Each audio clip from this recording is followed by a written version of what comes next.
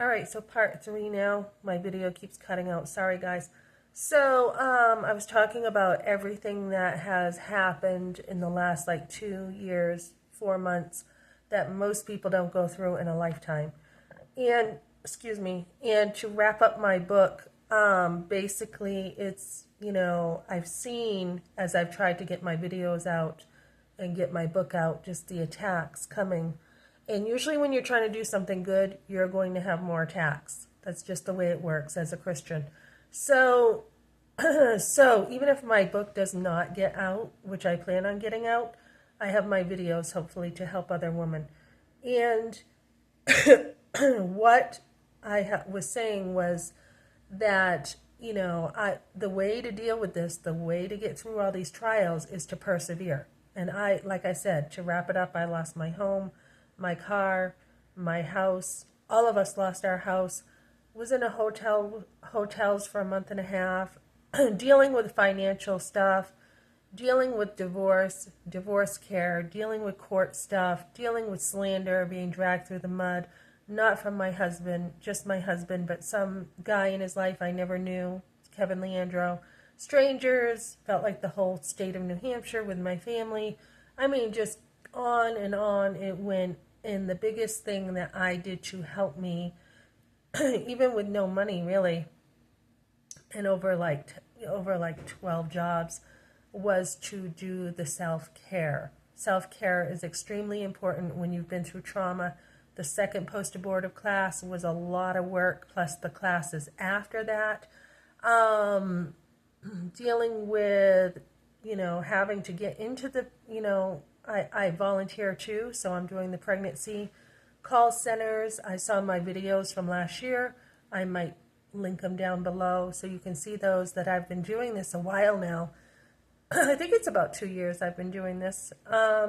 So calling pregnancy centers, getting in there, getting new ideas, pushing, churches to really care about women. I've heard pastors say, oh yeah, people just use churches. That is so rude as a pastor. So rude. And the guy doesn't know what he's talking about, and I don't go to that church anymore because he's so rude and doesn't really want to help, even if you're a member. And so, people need help. People need a lot of help. Yesterday I was on the phone with a church and said, he goes, well, we just send people over here.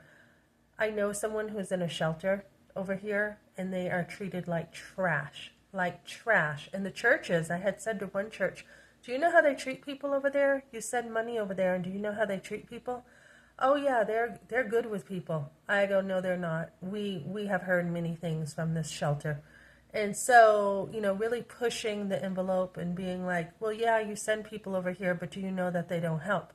Why is it that you can't just cut a check and send it over here, So with a push and a shove, oh yeah, I can do that. So we're living in a day and age where you can cash out people, where you can, technology allows us to really get in there and help people. And you don't want to help somebody, as a church, all you have to do is just cash out people. And people will say, oh, well, people take advantage of it. I think the more help you can help people, the more they can help other people. I mean, to say people take advantage of it, what do you mean? Oh, they went and brought a drink. Oh, no. They went and brought what? Food. They went and, people will think that people do drugs, but they'll use that as an excuse not to help people. There's no reason that someone cannot say, let me send this to your storage unit. Let me send this to your phone. Let me see the bill and send it to your landlord. There's no reason people can't do this, and they use, oh, they'll probably do drugs as an excuse, right?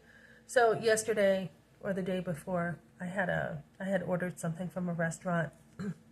So I try to practice what I preach. Saw a guy who was sitting on the side of the road, and I was like, hey, would you like some of this? And he's like, your hospitality is amazing. And then he's like, I'm like, well, do you want this one or this one? And it turned me off because he had dirty hands, and he's like, he picked it up, and he's like, no, I don't want this one. Picked up the other one. No, I don't want this one.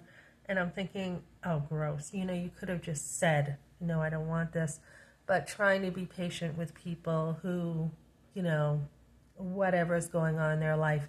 So there's no excuse for not helping people. So, and then the point is I've been over on South Nevada, really rough area, helping the homeless, doing what I can to help other people. So this is all within like 2 years, as my husband has just been like da da da na na na na, doing all the blame shifting instead of being like, let me look at myself and wonder how I can solve things for me. Wonder how I can put that energy into solving things.